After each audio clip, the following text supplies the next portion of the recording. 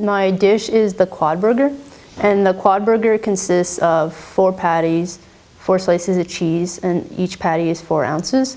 It's called the quad burger because I'm a quadruplet, and so my parents own a store in Ontario in a provincial park, and in this store they decided to start to have a quad burger. But to me, the quad burger has a lot of significance because it represents me and also my siblings, and not only in a, I guess, in a word manner, but also in a physical manner, so in a food way. And so when the quad burger was shown, I guess, to the public, you can say, it didn't really gain a lot of popularity at the beginning, and then after it gained more popularity once it ended up in the newspapers and a lot of people came and bought the burger. And then I realized that a lot of people bought the burger more for the story rather than for the actual product. And now the burger no longer exists, but it had a lot of significance for me because a lot of people came and heard my story, and I realized how food is not only a thing that creates your identity, but you can also integrate your identity in food, and I find that really interesting. The dish I chose is a Turkish dish. It's called the priest fainted. I chose this dish because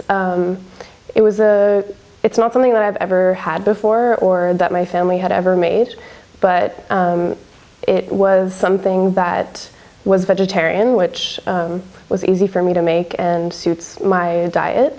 And it was a good chance for me to talk about,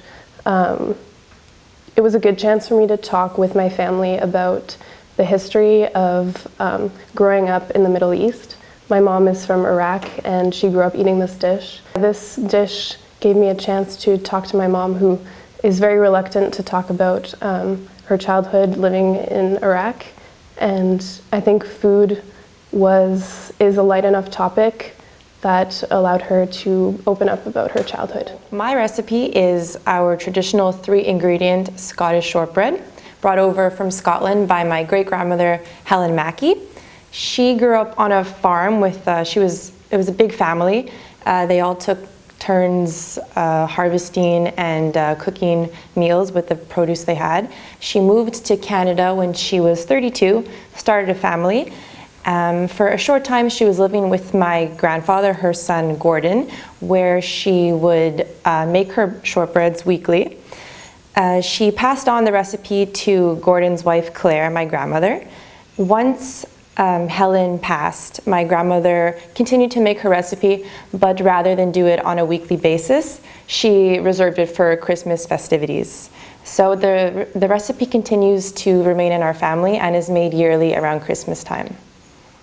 I chose to make borscht for this assignment because it's significant to my family, because my mother's family comes from the Ukraine, and this dish is something that she learned to make while she lived with her grandmother when she was a child growing up in Edmonton. This dish is significant to me because I remember my mom making it every fall, and she would make large batches and put them in the freezer, and on cold winter nights in the winter she would pull a bag out of the freezer, unthaw it in the sink, and make it for us, and it would taste like fall every time. I'm from Greece, and the dish I picked to present was named Koleva. Koleva is a dish that we make only for funerals, and that's why I chose it. It's like a special occasion dish. It has very ancient roots to pagan rituals, ancient Greek rituals, and it was transferred to Christianity. I also chose it because it's produced with local products, and we pick most of the ingredients from our own garden.